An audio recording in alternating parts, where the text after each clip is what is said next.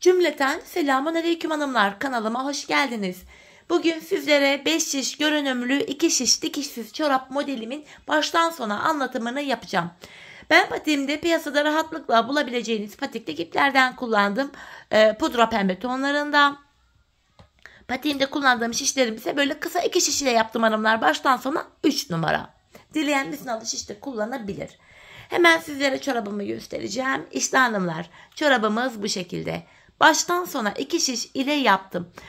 Çorap için uygun manken ayağım olmadığı için bu patik manken ayağına giydirdim. Bakın gayet yüksek oldu. Boğaz kısmı burada bayağı bir yüksek. Güzel, hoş bir çorap oldu. Şimdi baktığımız anda hanımlar modelimiz çok şık, çok güzel. Hiçbir yerinde dikişimiz yok. Şöyle topuk kısmını da göstermek istiyorum.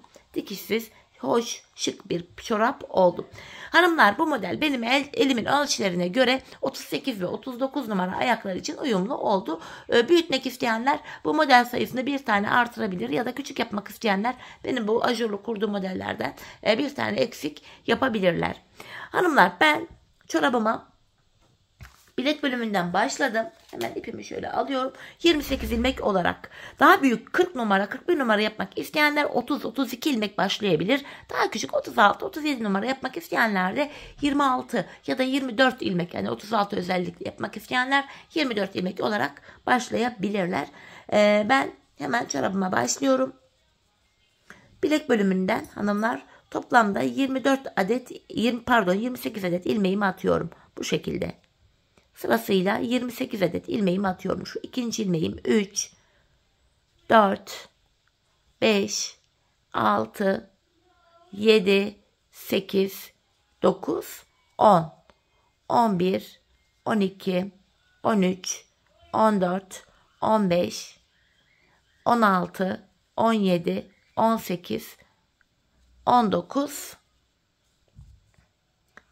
20, 21, 22, 23, 24, 25, 26, 27, 28 ilmek olarak başladım. Hemen şuraya bir tane düğüm atacağım. Buradaki fazlalık ipimin ucunu da şöyle keseceğim hanımlar. Tam olarak bu bölümü yapıyoruz. Burada 2 düz 2 ters lastik uygulaması yaptım ben.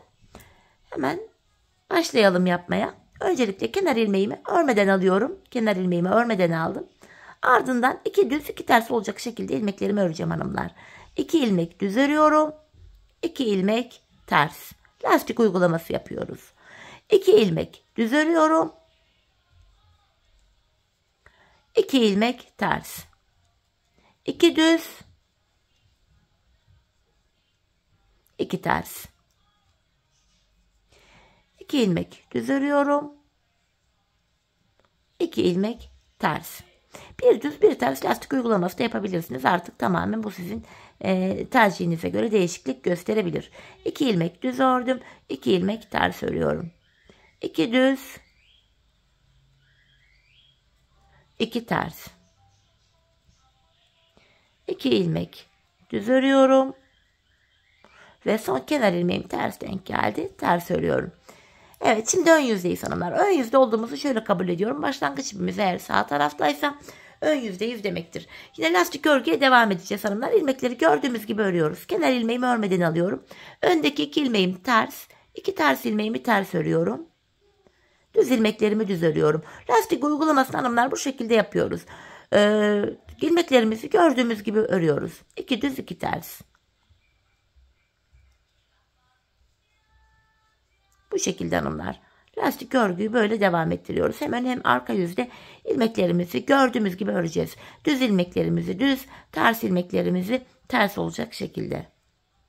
2 düz, 2 ters ve son kenar ilmeğim düz denk geldi. Düz olarak örüyorum. Bu şekilde. Şöyle baktığımız anda hanımlar lastiğimiz kendini göstermeye başladı. Burada şöyle düz ilmekleri sayarak hesaplıyoruz. Şöyle baktığım anda hanımlar bakın 2 tane düz ilmek oluştu. 2 tane bakın 1, 2. 2 düz ilmek görüntüsü oluştu ön yüzde. Hanımlar, ben bu lastik bölümünde 11 tane, yani şu düz ilmek sıralarını sayacak olursak 11 tane düz ilmek görüntüsü olana kadar 11 sıra bu şekilde patiğimin boğaz kısmındaki lastiği yaptım. Sizler daha uzun da yapabilirsiniz, daha kısa da yapabilirsiniz ama ben 11 sıra yaptım. Şimdi istediğimiz ölçülerde hani gözümüzün zevkine göre patiğimizin bilek bölümündeki lastiğimizi örelim gelelim. Ardından birlikte modelimize başlayalım.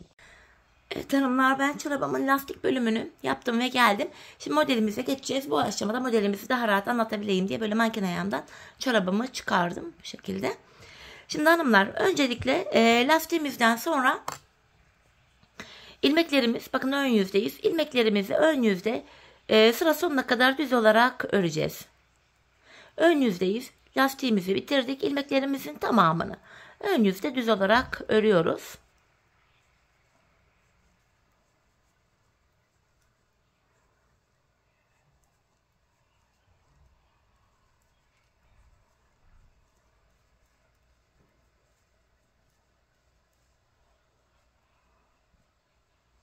Sonuncu ilmeğimi de ördüm. Geri dönüyorum. Arka yüzdeyiz şimdi de. Arka yüzde kenar ilmeğimi örmeden alıyorum ve devamında gelen ilmeklerimi ters olarak örüyorum hanımlar. Hepsini ters olarak örüyorum.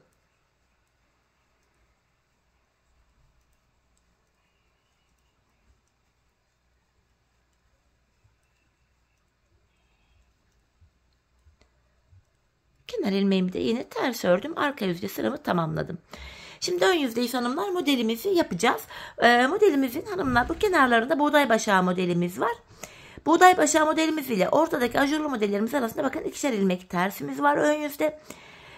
Öncelikle modelimize şöyle başlıyoruz. Kenar ilmeğimi örmeden alıyorum.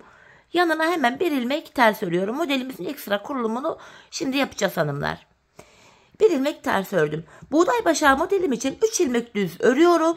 Buğday başağı modelim için 3 ilmek düz ördüm. Ve hemen buğday başağı modelimin yanındaki 2 tersimi öreceğim.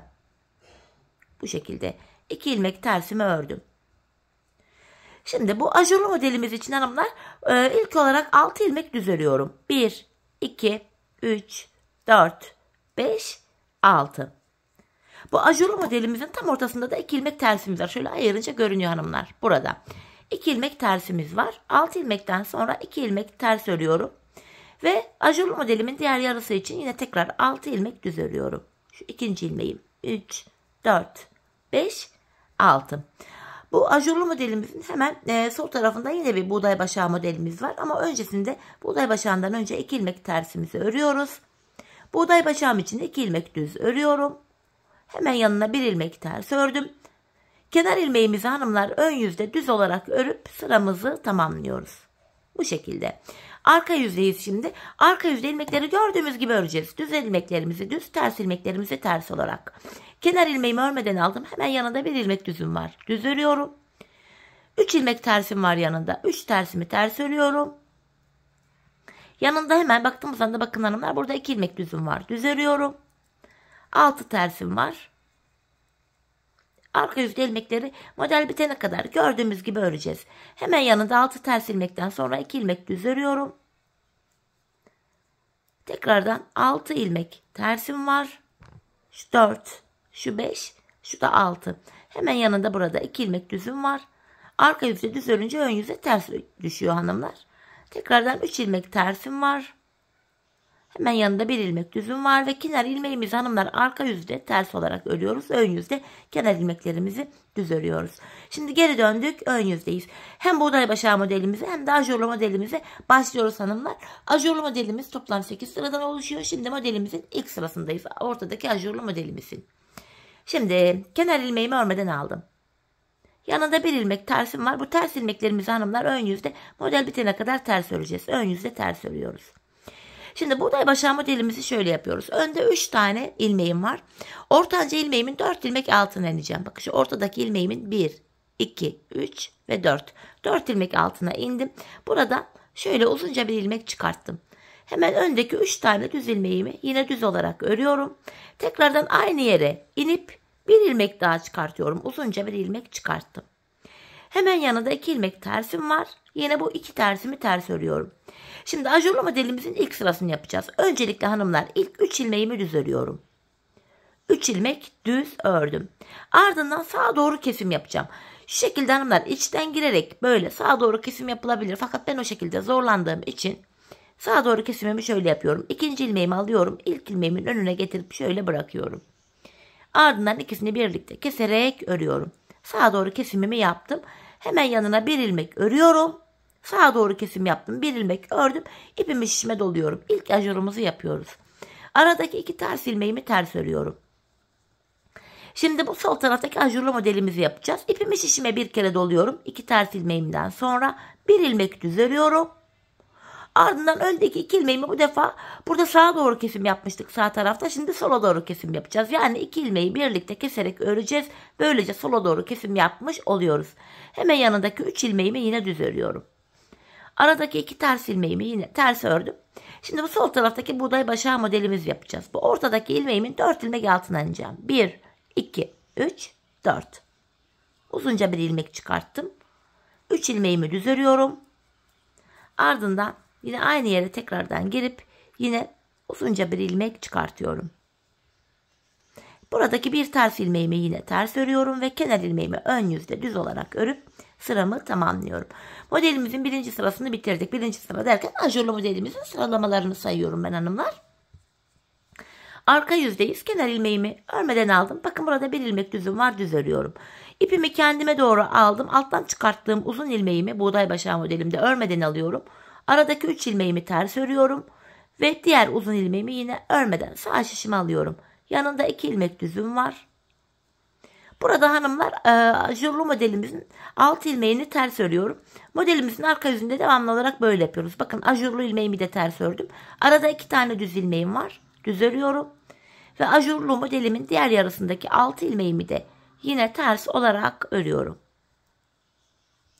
Şu 6. ilmeğim.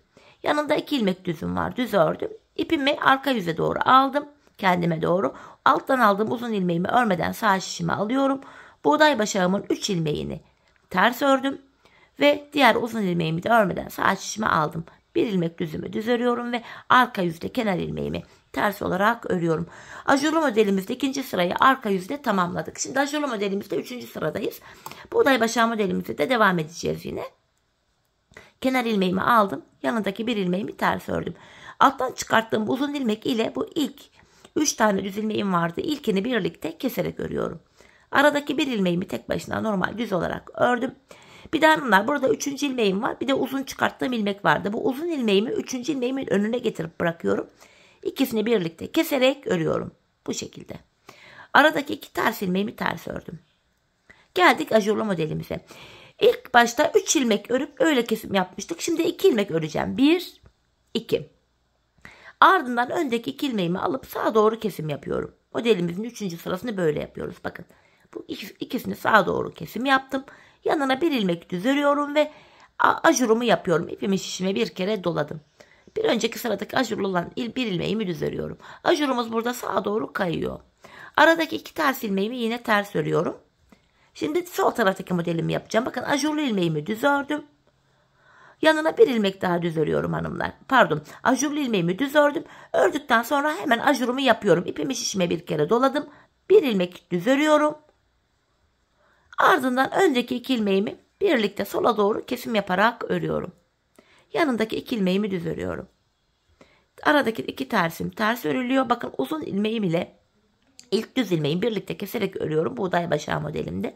Ortadaki ilmeğimi düz ördüm. Bu ikinci uzun ilmeğimi de 3. ilmeğimin önüne getiriyorum. İkisini birlikte keserek örüyorum.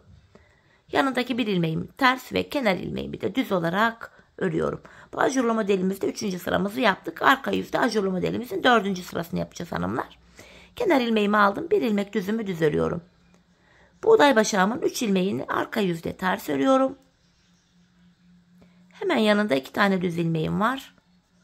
Tekrardan ajurlu modelimin 6 ilmeğini ters örüyorum. Şu 5, şu 6.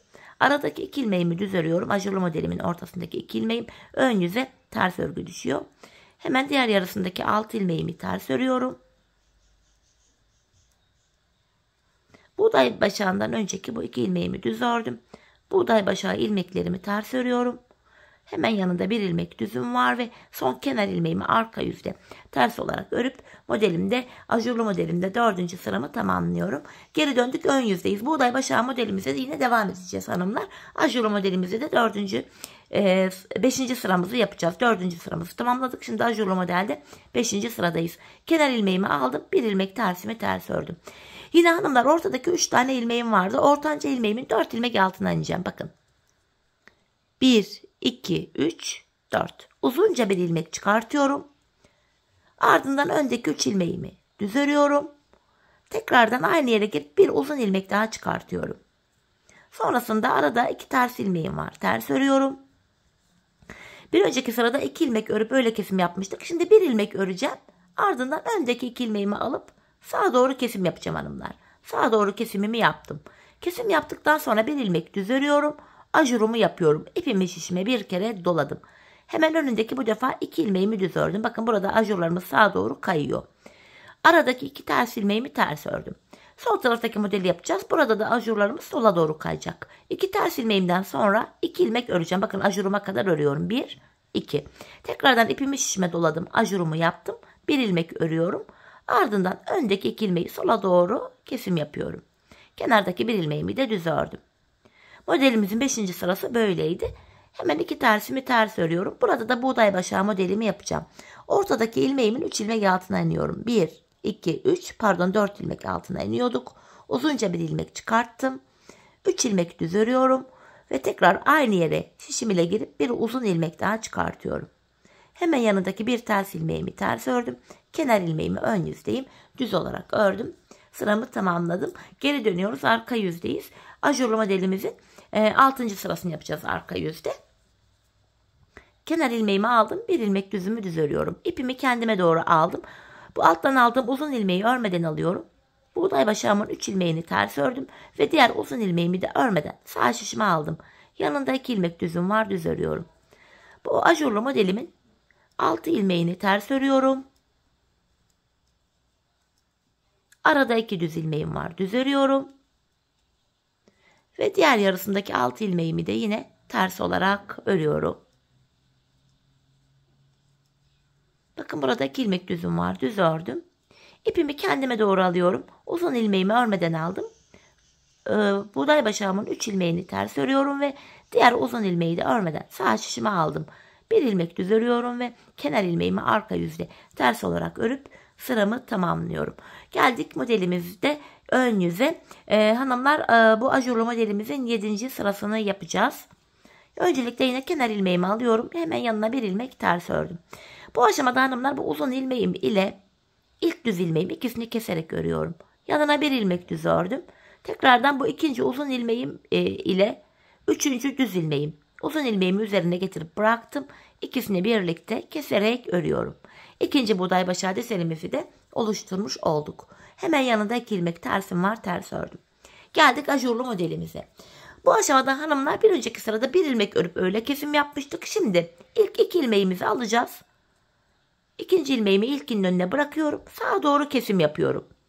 Yanına bir ilmek düz ördüm. İpimi şişime bir kere doluyorum. 4. ve sonuncu ajurumu yapıyorum. Toplamda 4 ajurdan oluşuyor hanımlar bu modelimiz.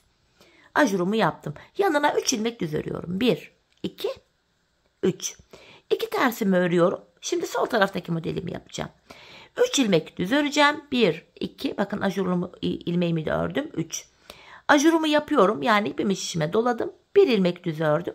Hemen ardından öndeki 2 ilmeğimi birlikte sola doğru kesim yapıyorum. İkisini birlikte keserek örüyorum. 2 ters ilmeğimi ters örüyorum.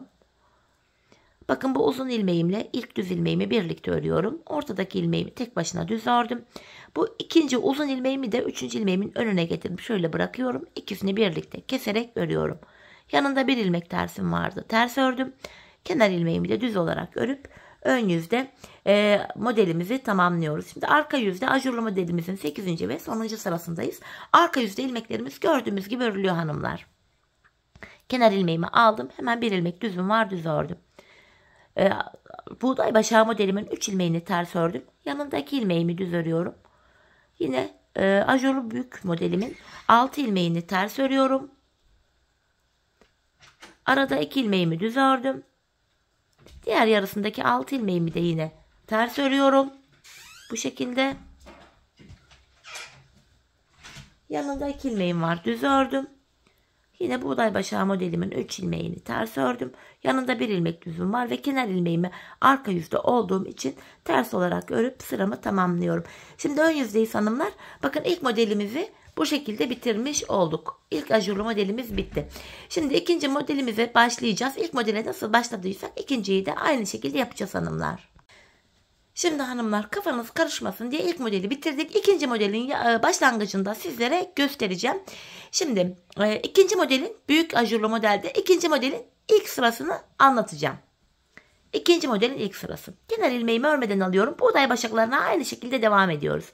Yanındaki 1 ilmeğimi ters ördüm. Yeniden önde 3 ilmeğim vardı. Ortadaki ilmeğimin 4 ilmek altına iniyorum. 1, 2, 3 ve 4. Buradan uzunca bir ilmek çıkarttım. 3 ilmeğimi düz örüyorum. Aynı yere tekrardan şişimle girip bir uzun ilmek daha çıkarttım. Buğday başağımızı yaptık. Şimdi aradaki 2 ters ilmeğimi ters örüyorum. Geldik ortadaki büyük modelimizin ilk sırasına. İlk modeli yaparken ne yaptıysak ikincide de aynısını yapacağız. İlk modelin ilk sırasında hanımlar 3 ilmeğimizi düz örmüştük. 1, 2, 3. Ardından öndeki 2 ilmeğimizi alıp sağa doğru kesim yapmıştık.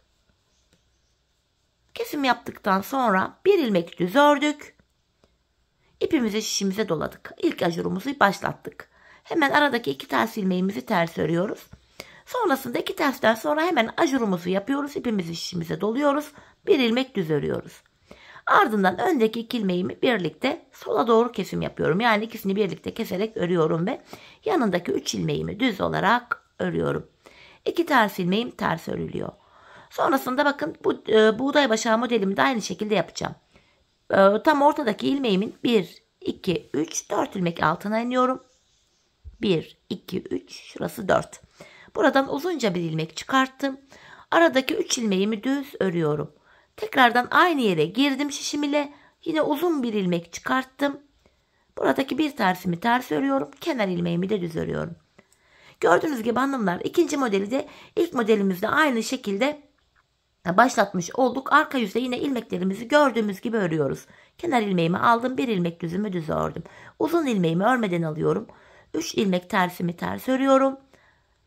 Yeniden uzun ilmeğimi örmeden aldım. Yanında 2 ilmek düzüm var. Ajurlu modelimizin ilmeklerini gördüğümüz gibi örüyoruz. Ters ilmeklerimizi ters. Bakın arada 2 düz ilmeğimi düz örüyorum. Ve hemen sol taraftaki diğer altılı ilmeğimi ters olarak örüyorum.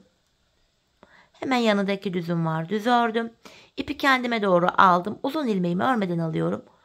3 tane buğday başağımın ilmeğini ters örüyorum ve diğer uzun ilmeğimi de örmeden sağ şişime aldım. 1 ilmek düz örüyorum hemen yanına. Yanındaki son kenar ilmeğimi de ters olarak örüp arka yüzde sıramı tamamlıyorum. Modelimizin ikinci sırasını arka yüzde bu şekilde yaptık. Bir ikinci sırayı da göstereyim hanımlar. Yine kenar ilmeğimi aldım. Ters ilmeğimi ters ördüm. Uzun ilmek ile ilk düz ilmeğimi ikisini birlikte keserek örüyorum. Ortadaki tekli ilmeğimi düz ördüm. Bu ikinci uzun ilmeğimi de hanımlar 3. ilmeğimin önüne bırakıyorum. İkisini birlikte keserek örüyorum. Bakın 3. buğday başağı modelimiz de böylece bitmiş oldu. Aradaki 2 tersimi ters örüyorum. Modelimizde 3. sırada ikinci ajurumuzu yapacağız hanımlar. İlk modelimizi yaparken 3 ilmek örüp öyle kesim yapmıştık. Şimdi 2 ilmek öreceğiz. Her sırada bu sayı birer birer azalıyor. 2 ilmek düz ördüm. Ardından öndeki 2 ilmeğimi yine sağa doğru kesim yapıyorum. Yanına 1 ilmek düz ördüm. Ajurumu yapıyorum. İpimi şişime doladım. 1 ilmek düz örüyorum. Hemen yanındaki tersim var. Ters ördüm. Bakın buradaki ajurlu olan ilmeğimi bir önceki sıradaki ajurumu düz ördüm. Tekrar ajuru yapıyorum. İpimi şişime doladım. 1 ilmek düz ördüm. Öndeki 2 ilmeğimi keserek örüyorum. Yanındaki 2 ilmeğimi düz ördüm. Arada 2 tersim var. Ters örüyorum. Yine buğday başağına geldik. İlk uzun ilmeğim ile bu ilk ilmeğimi ikisini birlikte keserek örüyorum. Aradaki 1 ilmeğimi düz ördüm. Bu ikinci uzun ilmeğimi de 3. ilmeğimin önüne bırakıyorum ve ikisini keserek örüyorum. Arada bir tersim var. Kenar ilmeğimi de düz ördüm. Modelimiz hanımlar gördüğünüz gibi bu şekilde ilerliyor. Arka yüzde ilmekleri gördüğümüz gibi öreceğiz. Ön yüzde sonra 3. ajurumuzu açacağız. Yine ilmekleri arka yüzde gördüğümüz gibi öreceğiz. 4. ajurumuzu yapacağız.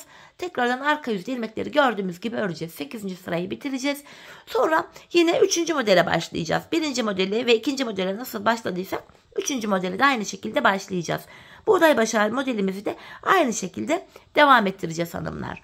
Ben bu çorabımda toplamda hemen sayalım. 1, 2, 3, 4, 5, 6, 7, 8, 9 tane bu ajurlu modelimden yaptım. Hanımlar dileyen daha fazla yapabilir. Daha uzun boğazlı yapmak isteyenler burayı uzatabilirler ya da daha küçük yapmak isteyenler bu deseni azaltabilirler. Çorap patik tarzında da yapabilirler. Benimki gördüğünüz gibi boğazlı baya bir böyle çorap oldu. Sizler bu ayarı istediğiniz kadar büyütebilir ya da küçültebilirsiniz. Şimdi hanımlar yapmamız gereken şu. Bu şekilde modelimizi herhangi bir artırma ya da eksiltme olmadan hani 28 ilmek üzerinden başladık. 28 ilmek olarak modelimizi tamamlayalım gelelim. Sonra birlikte patiğimizin burun kesimine birlikte devam edelim. Evet hanımlar, patiğimin bu üst bölümünü tamamladım ve geldim. Toplamda 9 tane model yaptım ajurlu modelimden. Bu arada çorabımı tekrar manken ayağıma giydirdim. Şimdi burun bölümünü yapacağız hanımlar. Burun bölümünü yaparken öncelikle modelimizi yapmayacağız artık. Modelimiz bitti. Ön yüzde ilmeklerimin tamamını düz olarak öreceğim. 28 ilmeğimizin tamamını düz örüyoruz hanımlar.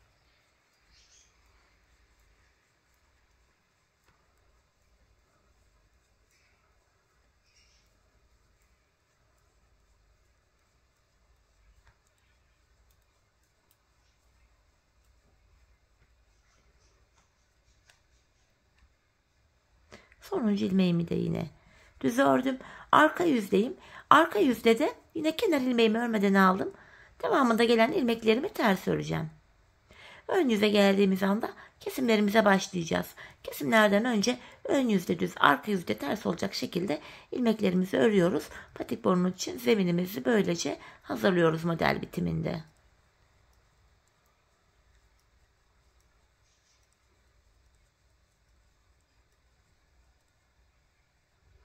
Sonuncu ilmeğimi de yine ters ördüm. Arka yüzde sıramı tamamladım. Hanımlar şimdi ön yüzdeyiz. Kesimlerimizi yapacağız. Öncelikle kesimlerimizi sağ ve sol kenardan yapacağız. Kenar ilmeğimi alıyorum. Hemen yanındaki bir ilmeğimi düz ördüm. Kenardan 2 ilmeğimi ördüm. Ardından hanımlar burada sağa doğru kesim yapacağız. Bakın patiğimizin burnunda, çorabımızın burnunda kesim yerlerimiz düzgün düşsün diye bu bölümde burada sağa doğru kesim yapacağız. Yine içten girerek şöyle kesim yapılabilir fakat ben sağa doğru kesimi ikinci ilmeğimi ilk ilmeğimin önüne alarak yapıyorum. Bakın ikisini birlikte keserek örüyorum. İlk kesimimizi sağ tarafta yaptık. Şimdi son 4 ilmeğim kalana kadar ilmeklerimi düz olarak öreceğim. Son 4 ilmek kalana kadar öreceğim. Sonra sol taraftan da kesimimizi yapacağız.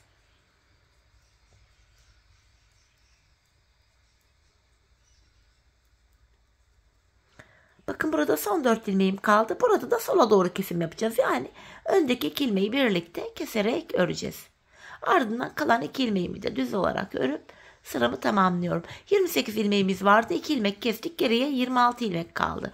Şimdi arka yüzdeyiz. Hanımlar arka yüzde kesme işlemi yapmıyoruz. Kenar ilmeğimi örmeden aldım. İlmeklerimizin tamamını ters örüyoruz. Kesme işlemini sadece ön yüzde yapıyoruz. Arka yüzde ilmeklerin hepsini ters olarak örüyoruz.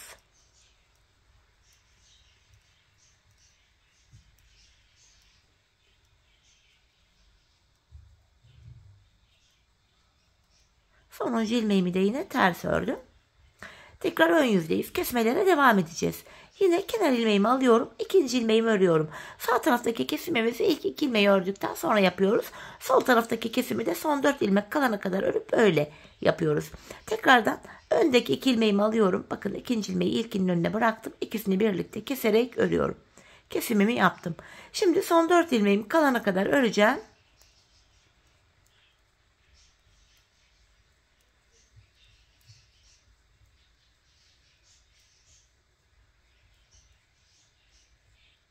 Bakın son 4 ilmeğim kaldı. Buradaki 2 ilmeğimi de sola doğru kesim yapıyorum. İkisini birlikte keserek örüyorum. Kalan 2 ilmeğimi düz ördüm. Şimdi de 24 ilmeğimiz kaldı. 2 ilmek daha eksildi. Tekrar arka yüzdeyiz. Arka yüzde yine kesme işlemi yok. İlmeklerimizi tamamen ters örüyoruz. Kesim işlemi bu şekilde gerçekleşiyor hanımlar. Her sırada ikişer ikişer ilmek azalıyor. ön yüzde ilk 2 ilmeği ördükten sonra sağa doğru kesim yapıyoruz.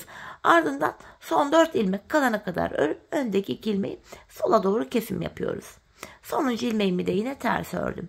Geri döndüm, yeniden ön yüzdeyiz. Kesimlere devam ediyoruz.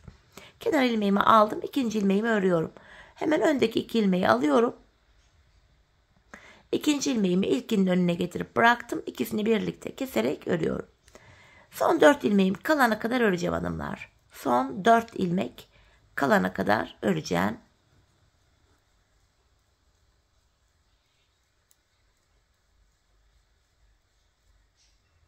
Bakın buradaki öndeki 2 ilmeği birlikte sola doğru kesim yapıyorum. Kalan 2 ilmeğimi düz örüyorum. Tekrar gördüğünüz gibi kesimimizi yaptık. 22 ilmeğimiz kaldı. Şimdi geri döneceğiz. Arka yüzde ilmekleri tamamen ters öreceğiz. Ön yüzde tekrar kesimlerimize devam edeceğiz. Hanımlar, biz bu kesme işlemini şişimizde 12 ilmek kalana kadar devam edeceğiz. Şimdi hep birlikte 12 ilmeğimiz kalana kadar kesimlerimizi yapalım gelelim. Sonra da patiğimizin tabanına geçelim. Evet hanımlar, ben 12 ilmeğimi kalana kadar kesimlerimi yaptım. Arka yüzde de 12 ilmeğimi ters ördüm. Ön yüze geldim. Şimdi patiğimizin bu burundan itibaren bu taban bölümünü yapmaya başlayacağız. Hiçbir şekilde dediğim gibi dikiş yok. Bu aşamada yapacağımız işlem şöyle. Hanımlar, kenar ilmek yerlerinden ilmekler çıkaracağız. Bakın ilk kenar ilmeğimiz hemen şurası. Bu bölüm. Bakın ilmeğin kenarına birden giriyorum. İlk kenar ilmeğimizin iki kanadına birden girip buradan şöyle bir adet ilmek çıkartıyorum. Bu şekilde ilmek sayılarımız hem artacak hanımlar, hem de patiğimizin tabanı üst bölümüne eklenmiş olacak dikiş olmadan. Şimdi ilk ilmeğimizi ön yüzde sağdan çıkartacağız. İkinci ilmeği de soldan çıkaracağız. Şimdi ilk ilmeğimi çıkarttım buradan. Şimdi 13 ilmeğim vardı. 12 ilmeğim vardı. 12 ilmeğimi örüyorum. Bir ilmek de burada var. 13 ilmeğimiz oluyor. Sonuncu ilmeğimi de yine ördüm. Sıradaki ilmeğimi de bakın bu taraftaki kenar ilmek yerinden. İlmeğin iki kanadına birden girerek şöyle ilmeğimi çıkartıyorum. Şişimizde 14 ilmeğimiz oldu. İlk ilmeğimizi sağdan, ikinciyi de soldan çıkarttık. Geri dönüyorum. Arka yüzde ilmek çıkartma işlemi yok hanımlar. İlk ilmeğimi örmeden alıyorum. Kalan ilmeklerimi arka yüzde ters olarak örüyorum. İlmek çıkartma işlemini sadece ön yüzde yapıyoruz. Bakın sonuncu ilmeğimi de yine ters ördüm. Geri dönüyoruz, yine ön yüzdeyiz. Bakın sıradaki kenar ilmek yerimiz. Hemen ilmek yerleri belli zaten. Yerleri burası. Aynı yerden iki kere ilmek çıkartmayacağız. Ya da böyle bir sıra atlayıp diğerinden ilmek çıkartmayacağız hanımlar. Karşılıklı eşit olarak ilmekler çıkartacağız. Bakın ikinci kenar ilmek yerine giriyorum sıradaki. İlmeğin iki kanadına birden girdim. Buradan bir adet ilmek çıkarttım. Şimdi 14 ilmeğim vardı. 14 ilmeğimi tamamen öreceğim. Bir ilmek de buradan çıkarttık. 15 ilmek oldu. Sonuncu ilmeğimi de yine düz örüyorum. Burada da sıradaki kenar ilmeklerimiz, bakın burası yeri belli. Bak bir önceki sırada buradan çıkartmıştık. Şimdi yerimiz burası. Buraya giriyorum. Bir adet ilmek çıkartıyorum. 16 ilmeğimiz oldu şimdi de. Geri dönüyorum. Arka yüzdeyiz. Arka yüzde yine ilmek çıkartma işlemi yok. Bakın ilk kenardaki ilmeğimi örmeden aldım. Kalan ilmeklerimin hepsini sıra sonuna kadar ters olarak örüyorum. Hem ilmek sayılarımız artıyor, hem de patiğimizin tabanı üst bölüme eklenmiş oluyor. Sonuncu ilmeğimizi de yine ters örüyoruz. Şimdi geri dönüyorum. Tekrardan ön yüzdeyiz. Yine sıradaki kenar ilmek yerine giriyorum. Bakın yerimiz burası. Girdim. Buradan şöyle bir adet ilmek çıkarttım. Şişimde 16 ilmeğim vardı. 16 adet ilmeğimi normal düz olarak örüyorum.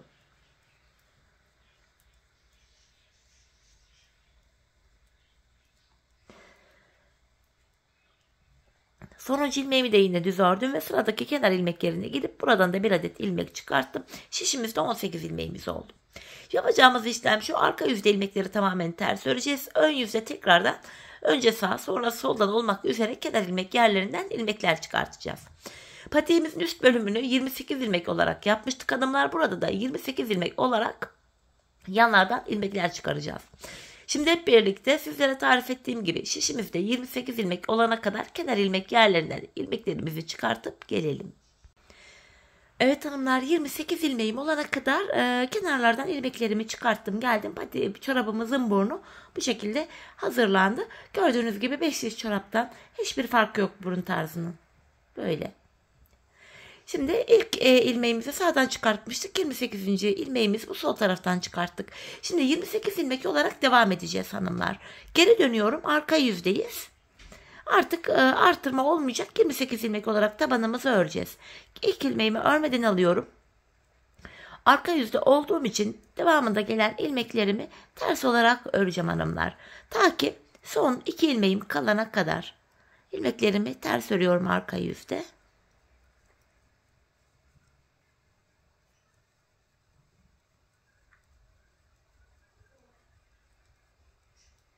Bakın burada son 2 ilmeğim kaldı.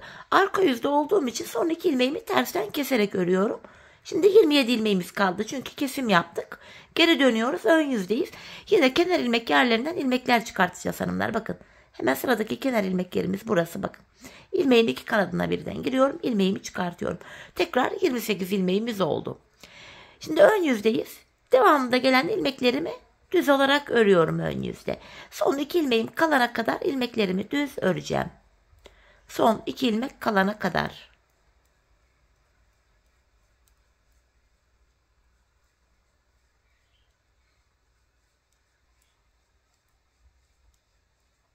Bakın son 2 ilmeğim kaldı. İkisini keserek örüyorum. Yine burada da ön yüzde olduğum için düzden keserek ördüm.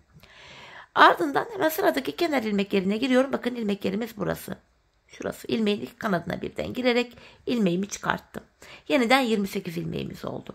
Geri dönüyoruz. Yine aynı işleme devam edeceğiz hanımlar. Arka yüzdeyiz. İlk ilmeğimi örmeden alıyorum. Diğer ilmeklerimi ters olarak öreceğim. Son 2 ilmeğim kalana kadar ters öreceğim.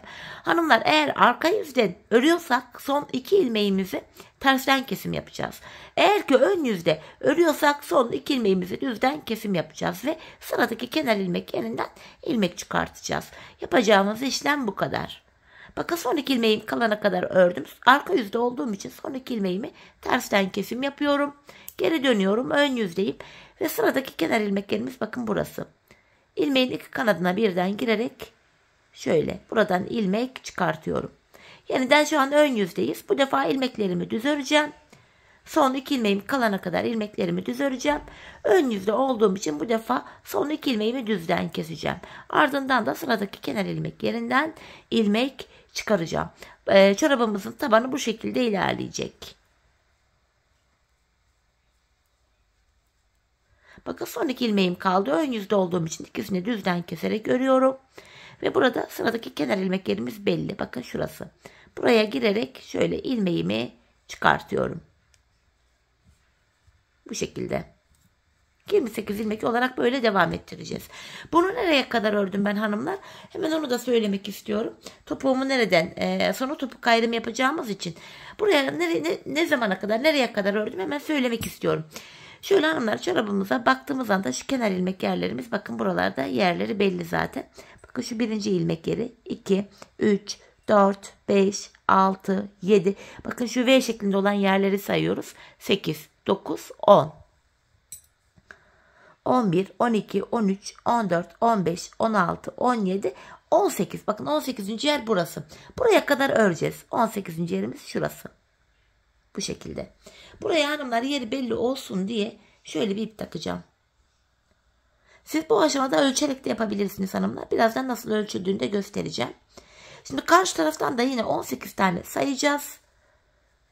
Ben çeviriyorum. Bakın şu 1, 2, 3, 4, 5, 6, 7, 8, 9, 10, 11, 12, 13, 14, 15, 16, 17, 18. buraya denk geliyor. Bir de buraya şöyle bir ip takalım. Topumuzu yapacağımız yer belli olsun diye. Şöyle iğne falan da takılabilir. Benim şu anda elimin altında iğne olmadığı için böyle 2 tane ip taktım. Buraya kadar hanımlar ördüm. Sonra topuğu kestim. Ben manken ayağı ölçerek yaptım. Yani şu şekilde hanımlar ayağınıza giyin. Manken ayağınız yoksa kendi ayağınızı da şöyle giyebilirsiniz. Gerçi patik patik çorap üstüne olmadığı için. Ama gerçi oldurdum. Bakın topuğunuzun şu alt bölümüne kadar örmeniz gerekiyor. Buraya kadar ördükten sonra hanımlar topuk kesimine geçeceğiz. Dediğim gibi sizler ayağınızı ölçerek yaparsanız çok daha iyi doğru sonuçlar elde edebilirsiniz. Bakın şu topuğunuzun kenarı belli zaten. Şuraya kadar örmeniz gerekiyor. Hani şu bilek kemikleri oluyor ya, kemik hizasından şöyle bakıp buraya kadar devam ettirmeniz gerekiyor. Ben bu şekilde ölçüm aldığım anda bu işaretli yere kadar örmem gerektiğini bu şekilde ölçü alarak belirledim. Şimdi hanımlar hep birlikte bu işaretli yere kadar siz de artık işaretlersiniz topuk yapacağınız yere kadar ne kadar örecekseniz. Buraya kadar patiğimizin bu taban kısmını örelim gelelim. Sonra da birlikte patiğimizin topuğunu bu şekilde yapacağız. Evet hanımlar, patiğimin çorabımın tabanını bu işaret koyduğum yerlere kadar ördüm ve geldim. Hemen bu iplerimi çekeceğim artık. İşaretlediğim yerlere kadar ördüm çünkü. İpleri alıyorum burada. Şimdi hanımlar geri döneceğiz. Topuğumuzu yapacağız. Bu aşamada yine kenar ilmeğimi örmeden alıyorum. İlmeklerimin tamamını bu defa sıra sonuna kadar öreceğim. Hepsini öreceğim. Ön yüze geçtiğimiz anda topuk kesimine başlayacağız. Hanımlar patiğimizin burnunda nasıl kesim yaptıysak topuğunda da aynı şekilde kesim yapacağız. Öncelikle ilmeklerimin hepsini ters öreceğim. Son 2 ilmek kalana kadar değil, tamamını bakın. Sonuncu ilmeğimi de ters ördüm. Şimdi geri dönüyorum. Patiğimizin burun kısmında bu kesimlerimizi yaparken ilk 2 ilmeğimizi örmüştük. Bakın kenar ilmeğimiz 1, yanındaki ilmeğim 2. Ardından öndeki 2 ilmeğimi alıyorum. Sağa doğru kesim yapıyorum. Bakın ikinci ilmeğimi ilkinin önüne getirdim. İkisini birlikte keserek örüyorum. Şimdi son 4 ilmeğim kalana kadar öreceğim. Sol kenardan da kesimimi yapacağım. Dediğim gibi burun kesimiyle topuk kesimi aynı.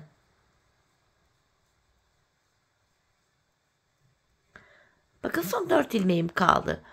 Buradaki 2 ilmeğimi alıyorum. İkisini birlikte bu defa sola doğru kesim yapıyorum. Kalan 2 ilmeğimi örüyorum. Şişimizde şu anda 26 adet ilmeğimiz kaldı. Şimdi geri dönüyorum. Arka yüzde kesme işlemi yapmıyoruz. Yine bakın kenar ilmeğimi örmeden aldım. Devamında gelen ilmeklerimin hepsini ters örüyorum. Arka yüzde kesim yapmıyoruz. Sadece ön yüzde kesim yapıyoruz hanımlar. 26 ilmeğimin tamamını ters olarak örüyorum. Sonuncu ilmeğimi de yine ters ördüm. Ön yüzdeyiz. Tekrar kesimlere devam edeceğiz. Yine kenar ilmeğimi aldım. İkinci ilmeğimi örüyorum. Öndeki 2 ilmeğimi aldım. Yine sağa doğru kesim yapacağım. Bakın bu şekilde ikisini birlikte keserek örüyorum. Şimdi son 4 ilmeğimi kalana kadar daha öreceğim. Sol kenardan da kesimimi yapacağım. Yine her sırada ilmek sayılarımız ikişer ikişer azalıyor.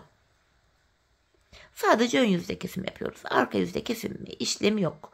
Bakın son 4 ilmeğimi kalana kadar ördüm. Öndeki 2 ilmeğimi birlikte keserek örüyorum. Kalan 2 ilmeğimi de düz örüyorum. Gördüğünüz üzere hanımlar burun tarafında yaptığımız kesme işleminin aynısını topuğumuza da yapıyoruz. Şimdi geri döneceğiz. Arka yüzde ilmekleri tamamen ters olarak öreceğiz. Ön yüzde tekrardan aynı şekilde kesimlerimize devam edeceğiz.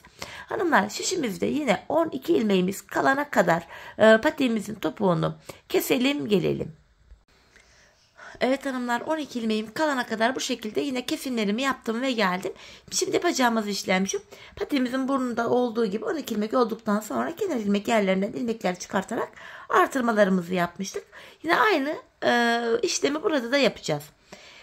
Şimdi yine bakın sıradaki kenar ilmek yerleri belli. Burada bakın buradan şöyle kenar ilmek yerine giriyorum. İlmeğin 2 kanadına birden ilmek çıkartıyorum. Şişimde 12 ilmeğim vardı. Bir ilmek de buradan çıkarttım. 13 ilmeğim oldu.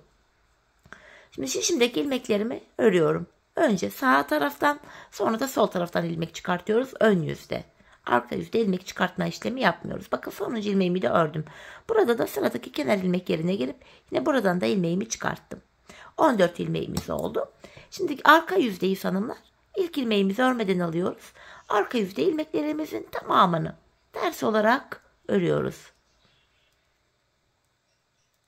Sadece ön yüzde ilmek çıkartma işlemi yapacağız.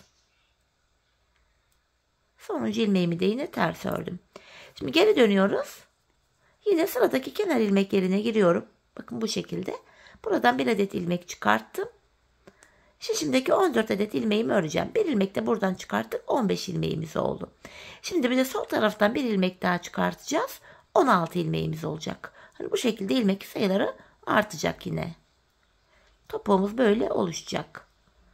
Bakın sonuncu ilmeğimi de ördüm. Sıradaki kenar ilmek yerine giriyorum. Bakın kenar ilmek yerimiz burada. İlmeğimizi çıkarttık. 16 ilmek oldu.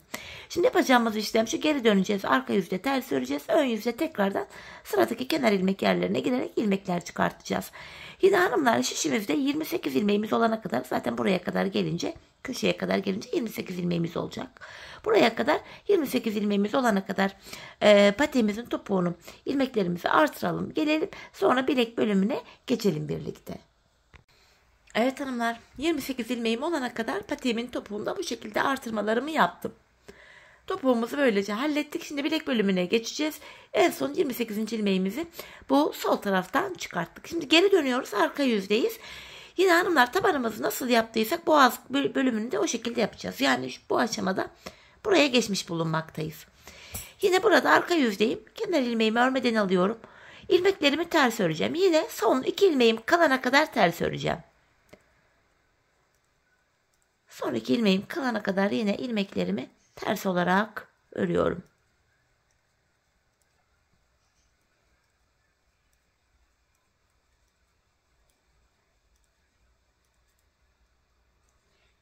Bakın burada son 2 ilmeğim kaldı. İkisini tersten keserek örüyorum. Geri döndüm. Yeniden kenar ilmek yerlerinden ilmekler çıkaracağız. Bakın sıradaki kenar ilmek yerine artık kaldığımız yerden, topuk kesimi yaparken burada bırakmıştık. Kaldığımız yerden devam ediyoruz. Bu bilek bölümündeki şu kalan kenar ilmek yerlerine girerek yapıyoruz. Bakın buradan ilmeğimi çıkarttım. Şimdi ön yüzdeyim. Bu defa ilmeklerimi düz öreceğim. Yine son 2 ilmeğim kalana kadar ilmeklerimi düz olarak öreceğim. Son 2 ilmeğimi ön yüzde olduğum için düzden kesim yapacağım ve sol taraftan da kenar ilmek yerine gelip ilmeğimi çıkaracağım.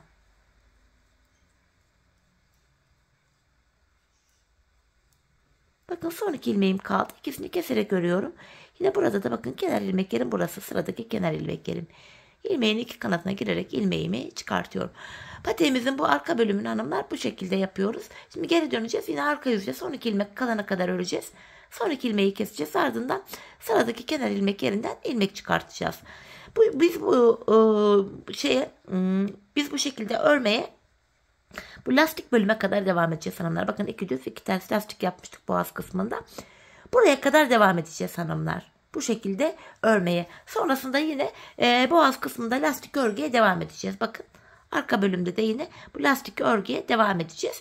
Şimdi hanımlar, bu lastikli bölüme kadar, yani şu kenara kadar patiğimizin arka bölümünü yine 28 ilmek olarak tamamlayalım, gelelim. Lastikli bölümde buluşalım. Orasını birlikte yapalım. Evet hanımlar, bu lastikli bölüme kadar ilmeklerimi ördüm geldim. Bundan sonrasında 2 düz 2 ters diye devam edeceğiz. Lastik bölümünde bütünlük sağlansın diye.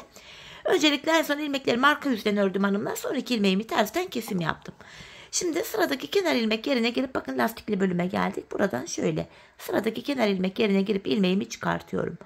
Bu aşamada 2 düz 2 ters olacak şekilde ilmeklerimi öreceğim. İlmeğimi çıkarttım. 2 ilmek düz örüyorum. 2 ilmek ters örüyorum. Yine lastiğe devam ediyoruz. 2 ilmek düz örüyorum. 2 ilmek ters örüyorum. 2 düz 2 ters. Son 2 ilmek kalana kadar bu şekilde örmeye devam edeceğiz. 2 ilmek düz örüyorum. 2 ilmek ters örüyorum. 2 ilmek düz örüyorum. 2 ilmek ters. 2 düz 2 ters. 2 ilmek düz öreceğim. 1. Bakın son 2 ilmeğim kaldı. İkisini keserek düz örüyorum bu defa. Son 2 ilmeği böyle kestim. Daha da yarım ilmek aldım. Hemen düzelteyim. Son 2 ilmeği böyle düzden keserek ördüm. Ve burada da sıradaki kenar ilmek yerine girip şöyle ilmeğimi çıkartıyorum. Şimdi geri dönüyoruz hanımlar.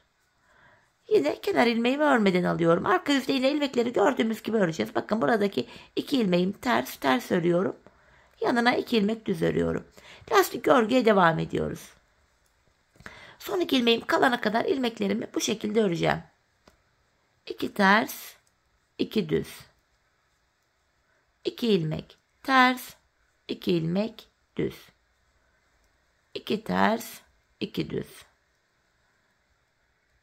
2 ters, 2 düz. Yeniden 2 ters öreceğim. 1. Bakın ikinci ters ilmeğimi örerken burada son 2 ilmeğim kaldı. Bunu tersten keserek örüyorum. Ardından geri döndüm. Yine sıradaki kenar ilmek yerimiz bakın burası. Buraya girerek şöyle ilmeğimi çıkartıyorum. Yeniden hanımlar ilmek çıkarttım. İlmekleri tekrar gördüğüm gibi örüyorum. 2 düz, 2 ters. Patiğimizin boğaz kısmını bu şekilde 2 düz 2 ters lastik olacak şekilde yapıyoruz.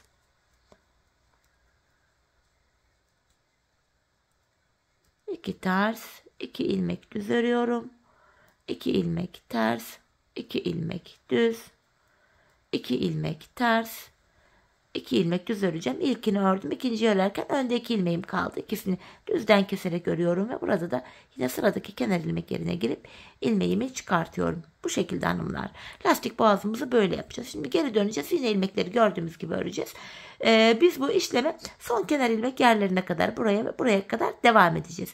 Şimdi son kenar ilmek yerlerine kadar patiğimizin boğaz kısmını sizlere tarif ettiğim gibi tamamlayıp gelelim. Evet hanımlar, son kenar ilmek yerlerine kadar bu şekilde patiğimin boğaz kısmını ördüm geldim. Şimdi kesme işlemi yapacağız artık. İlmeklerimizi ikişer ikişer toplayarak keseceğiz. Gevşek, esnek bir kesim yapalım hanımlar. Bu çok önemli bir detay. Yoksa çorap ayağımıza girmez. Dileyen bu şekilde şişle de kesebilir fakat tığ ile daha rahat kesim yapabiliyorum ben. Bakın ilmeklerimi gevşek tutarak böyle ikişer ikişer topluyorum. Çorabımız ayağımıza rahat girsin diye buna dikkat edelim. Şöyle esnek bir kesim yapıyorum. İlmeklerimi gevşek tutarak kesimimi gerçekleştiriyorum.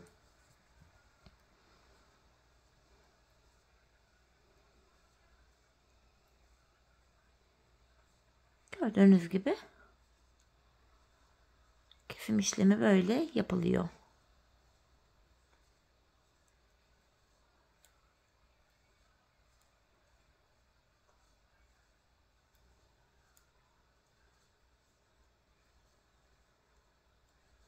Son 2 ilmeğim kaldı. Yine bunu da kesiyorum. Bakın hanımlar, çorabımıza hemen burada ipimiz var. Başlangıç ipimiz burada. Farkındaysanız ipimizi hiç kırmadık. Hiç kesmedik. Aynı iple başladık. Burun kısmı kesimini yaptık. Tabanına geçtik. Topuğumuzu ördük. Ardından yine bilek kısmını yaptık. Başladığımız yerde patiğimiz bitiyor. İpimizi hiç kırmadık. Bu şekilde bakın. Buraya bir de sık iğne yaptım. Düz bir görüntü olsun diye. Buraya da 2 tane sıkı bir zincir çekip ipimi kesiyorum. Hemen ipimi patiğimin iç bölümüne, pardon çorabımın, hani patik görmeye alıştığım için böyle patik dedim video boyunca. İşte çorabımın bu şekilde ipini de gizleyeceğim.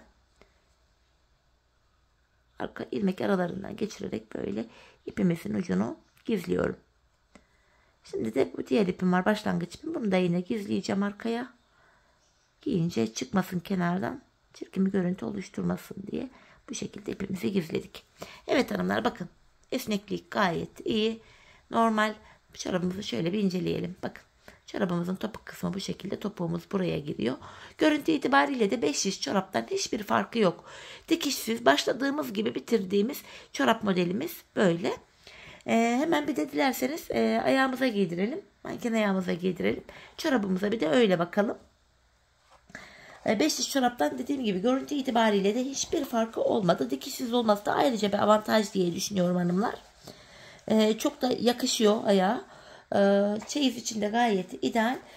Çok da hoşuma gitti. Bu tarz farklı modellerden de yine çoraplar yapıp sizlerle de paylaşmayı düşünüyorum. Çünkü bayağıdır bir çorap yapmamıştım ben.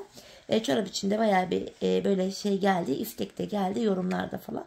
Çorap isteyenler çok oldu. Evet bakın şu şekilde giydirdim. Bilek bölümü dediğim gibi bu patik manken ayağı olduğu için şöyle boşta kaldı. Burası ayağımızın bileğine geliyor. Bakın hanımlar, şeklimiz böyle. Hemen tabanımızı göstermek istiyorum. Topuk kısmını böyle göstereceğim sizlere. Gördüğünüz gibi çok güzel, çok şık oldu. Evet hanımlar, yine birlikte güzel bir modelin daha sonuna geldik. Umarım sizlere faydalı, hoş bir video olmuştur. Yeni modellerde, yeni videolarda buluşmak dileğiyle şimdilik hoşça kalın, sağlıcakla kalın.